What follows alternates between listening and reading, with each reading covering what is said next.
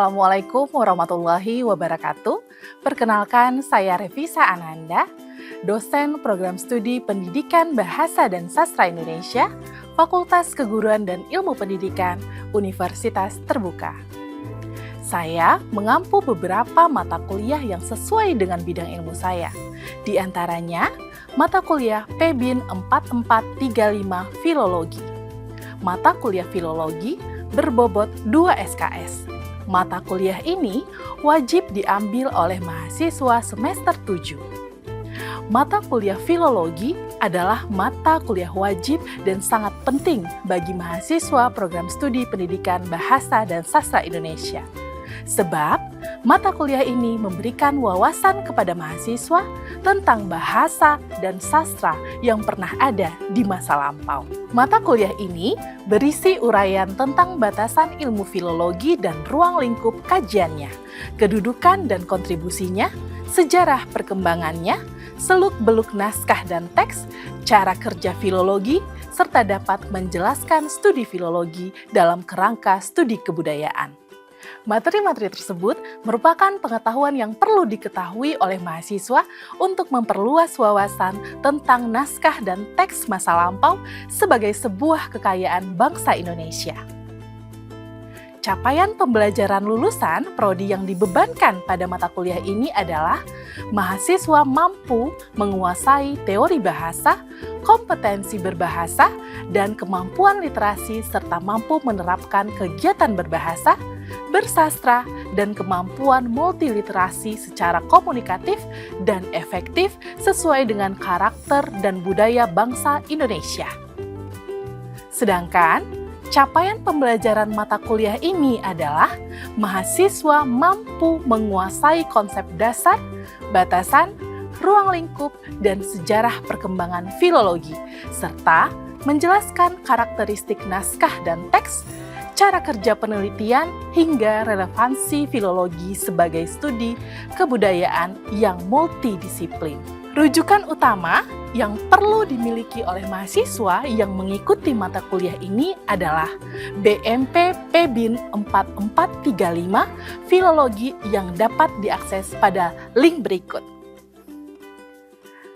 Ada 6 topik utama yang perlu dikuasai oleh mahasiswa yang mengikuti mata kuliah ini. 1. Batasan dan ruang lingkup filologi. 2. Hubungan filologi dengan ilmu-ilmu lain. 3. Perkembangan studi filologi di Indonesia. 4. Karakteristik naskah dan teks Indonesia. 5. Cara kerja penelitian naskah dan pemanfaatannya oleh masyarakat. 6. Studi filologi dalam kerangka studi perubahan atau perkembangan kebudayaan. Strategi pembelajaran mata kuliah Filologi PEBIN 4435 dirancang untuk mendukung sistem pembelajaran jarak jauh dan mandiri. Mahasiswa secara aktif mempelajari modul dan bahan ajar cetak ataupun digital yang telah disediakan.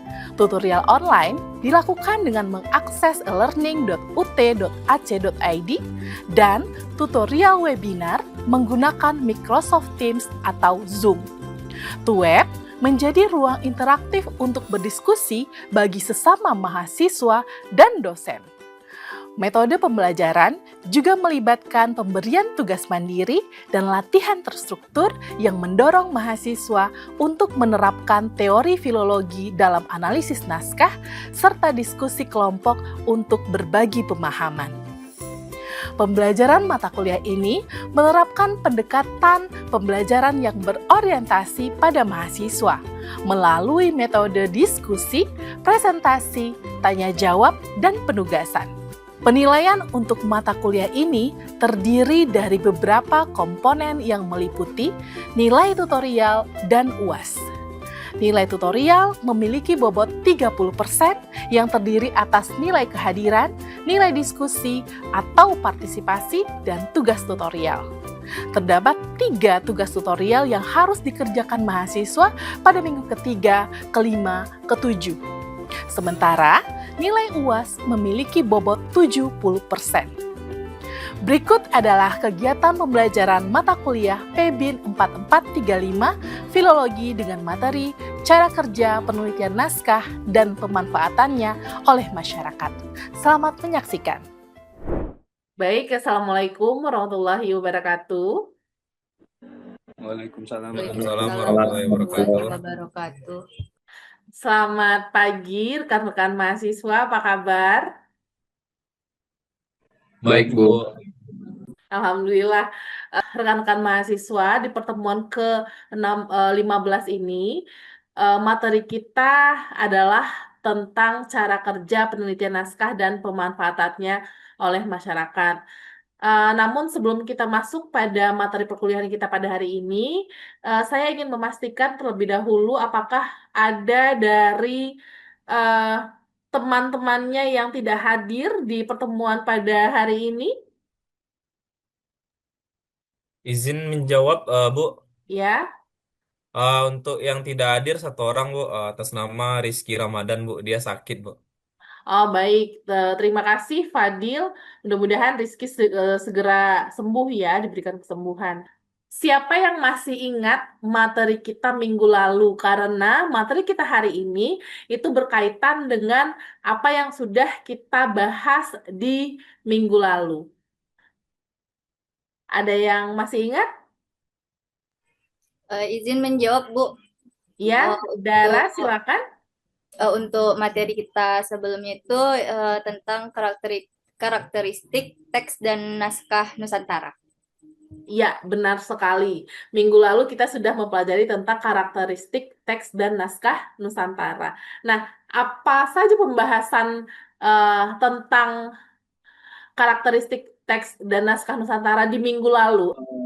Yaitu mengenai filologi, ilmu yang mempelajari naskah yang biasa disebut dengan kodikologi. Yang mana kodikologi itu mempelajari umur naskah, perkiraan umur naskah, dan tempat penyalin dan sebagainya, Bu. Oh iya, benar sekali Hafiz. Jadi sekarang eh, yang perlu rekan-rekan mahasiswa ketahui bahwa tujuan pembelajaran kita untuk minggu ini, untuk hari ini, secara umum mahasiswa dapat menjelaskan cara kerja penelitian dalam studi filologi, ya. Nah, indikatornya apa? Teman-teman dikatakan sudah dapat menjelaskan cara kerja penelitian dalam studi filologi.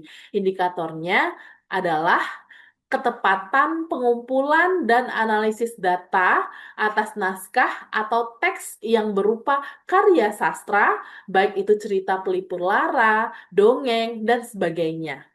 Nah, kemudian indikator kedua bahwa kita dianggap sudah mencapai tujuan pembelajaran adalah ketepatan dalam transliterasi, penyuntingan, dan analisis isi naskah teks yang berupa karya sastra, ya, baik itu cerita pelipur lara, dongeng, dan sebagainya. Jadi, dua indikator ini kita harapkan dapat kita penuhi setelah kita berdiskusi dan belajar bersama-sama pada hari ini.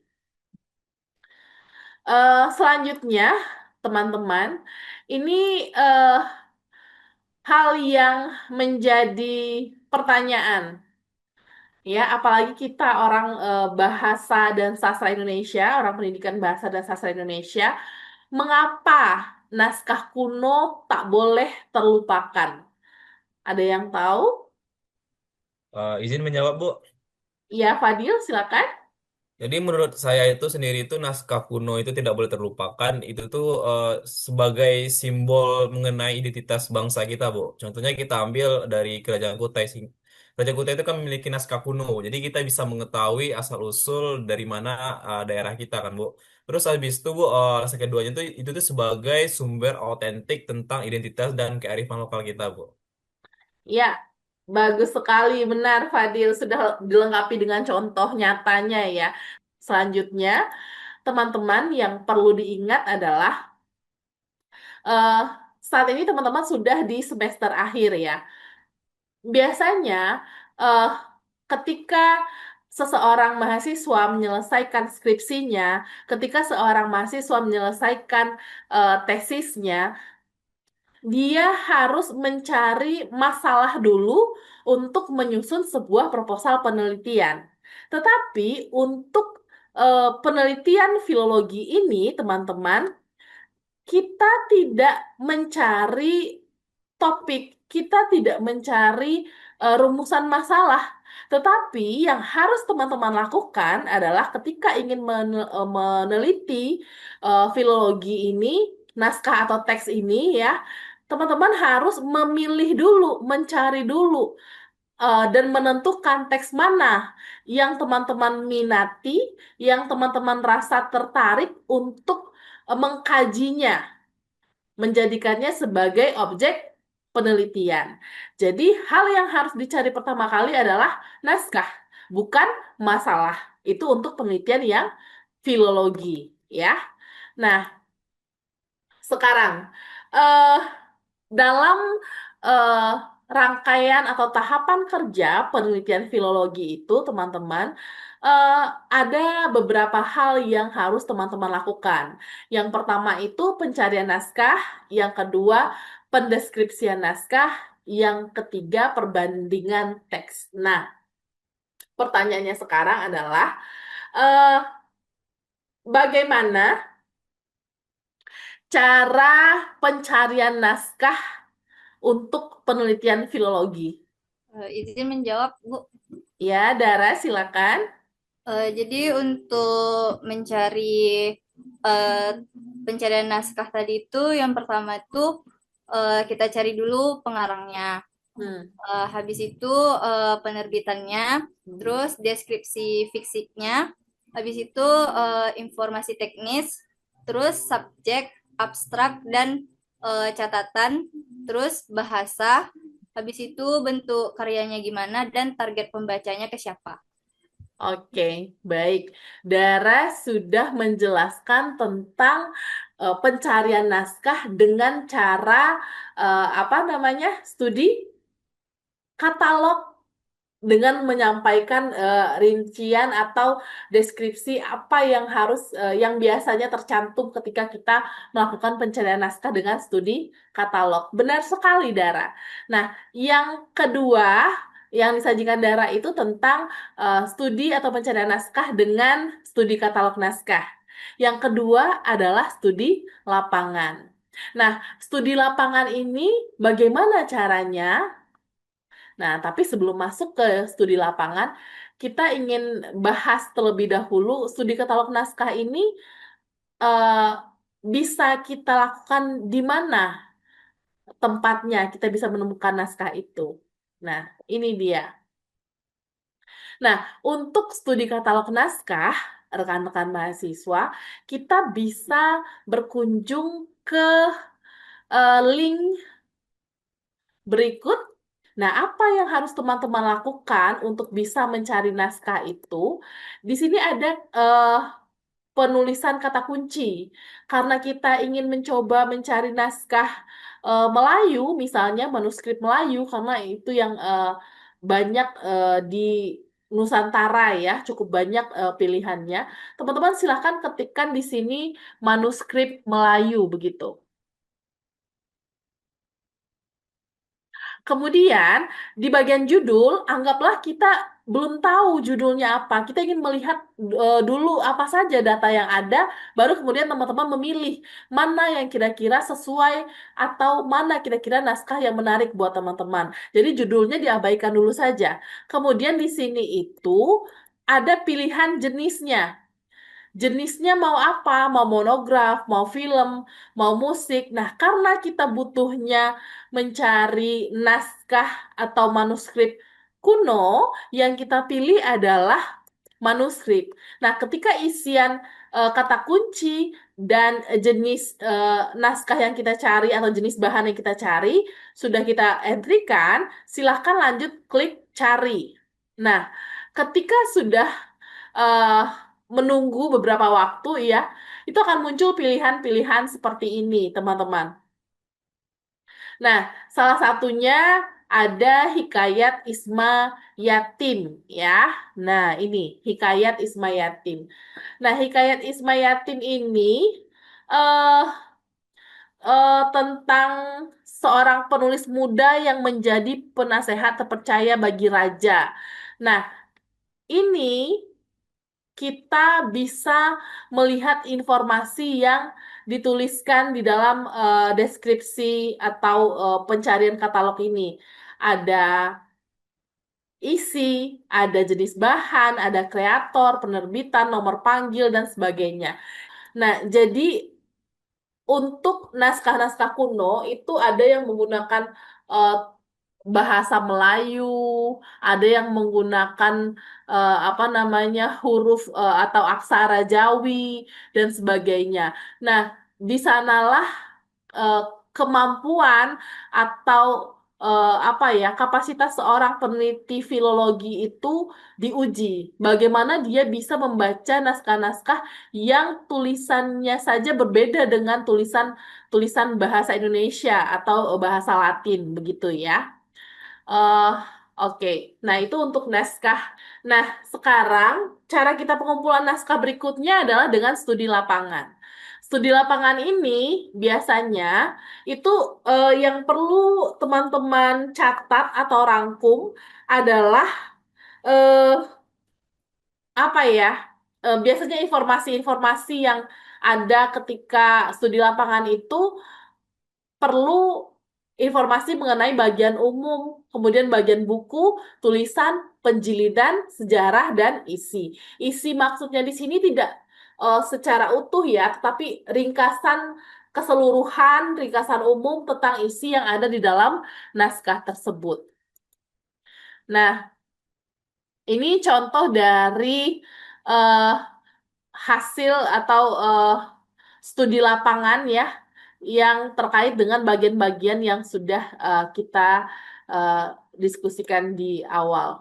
Selanjutnya, teman-teman, hal yang harus dilakukan ketika kita sudah menemukan naskah itu adalah analisis isi. Ya, analisis isi ini maksudnya apa? Bagaimana kita mengkaji eh, tidak hanya mengungkapkan isi dan makna teks saja, tetapi kita juga melihat atau menghubungkan nilai-nilai kearifan lokal yang masih relevan dengan kehidupan masyarakat saat ini. Nah, di analisis isi ini, teman-teman juga perlu membahas atau mengkaji tentang kita fokusnya ke naskah-naskah masa lampau berupa karya sastra ya. Nah, jadi artinya ketika melakukan analisis isi, teman-teman perlu mengkaji struktur faktual ceritanya, bahasanya, dan sebagainya. Ya, tokohnya siapa, latarnya di mana, kemudian alurnya bagaimana. Nah, itu perlu dilakukan pengkajian. Supaya apa? Supaya kita mendapatkan makna yang terkandung di dalamnya. Nah, selanjutnya, eh sebenarnya untuk naskah kuno, teman-teman, itu merupakan bentuk tulis dari sastra lisan. Jadi, bagaimana sastra yang berkembang dari nenek moyang yang diceritakan oleh apa? Oleh leluhurnya kepada anaknya atau cucunya itu dicoba disimpan dalam sebuah buku di atas kertas dituliskan. Nah, untuk pelestarian juga. Nah, biasanya naskah-naskah itu menggunakan bahasa daerah. Kemudian bagaimana caranya orang-orang dari luar daerah tersebut bisa memahami naskah itu? Makanya ada transliterasi. Transliterasi itu maksudnya apa? Mengubah bahasa daerah menjadi bahasa Indonesia. Transliterasi itu boleh kata per kata, boleh baris per baris, boleh bait per bait, atau paragraf per paragraf. Teman-teman pernah tidak ketika membaca novel, terus tiba-tiba ada filmnya? Pernah tidak mengalami itu? Dara suka baca novel tidak, Dara? Lumayan Kak, lumayan Bu. Saya masih muda ya, masih dipanggil kakak, saya senang sekali. Jadi, Dara eh, pernah tidak ketika ada novel yang Dara baca misalnya, terus tiba-tiba tersedia juga versi filmnya? Ada tidak, Dara? Ada Bu. Apa contohnya? Contohnya Mariposa Bu. Oke, apalagi? Selain Mariposa, Gis dan N, Oke, Terus ada Aku Tak Membenci Hujan. ya. Kalau dari karya sastra lokal yang oleh para penyair-penyair Indonesia, Dara pernah membaca eh, roman atau novel Tenggelamnya Kapal Van der Wist tidak? Kalau bukunya enggak pernah sih, Bu. Tapi kalau filmnya pernah dilihat. Filmnya pernah. Nah, Nah, jadi sebagai informasi juga ya bagi rekan-rekan mahasiswa bahwa film Tenggelamnya Kapal Van der Wist itu diangkat dari novelnya. Kemudian di bawah lindungan Ka'bah itu juga pernah mendengar tidak? Nah, itu ada versi bukunya, tetapi dialih mediakan ke versi filmnya. Nah, gunanya apa? Gunanya untuk menarik lebih banyak penikmat dari cerita itu. Karena ada orang yang suka baca buku, ada yang tidak. Ada yang lebih suka menonton, ada yang tidak. Nah, jadi bagaimana caranya orang-orang dengan kesukaan yang berbeda itu tetap bisa menikmati karya sastra tersebut, ya. Nah, sekarang kita akan mencoba untuk kuis terlebih dahulu, teman-teman. Soal pertama, penelitian naskah dapat, iya.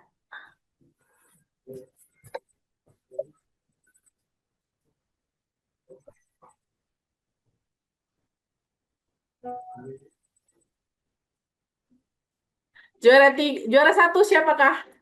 Dara, oke. Terlihat ya bagaimana aktifnya Dara dan siapa yang bisa menjadi pemenang di kuis kita pada pertemuan hari ini. Terima kasih atas partisipasinya untuk melihat sejauh mana pemahaman teman-teman terhadap eh, apa namanya materi kita hari ini. Saya memberikan tugas untuk teman-teman kerjakan. Di minggu depan, tugas ini boleh teman-teman unggah nanti di tutorial online di learning.ut.ac.id. Silahkan unggah tugasnya di sana. Teman-teman juga jangan lupa untuk mengerjakan tes formatif yang ada di BMP, eh, PBIN 4435 Filologi ya, tes formatif 1 dan 2 untuk materi kita pada pertemuan ini ya.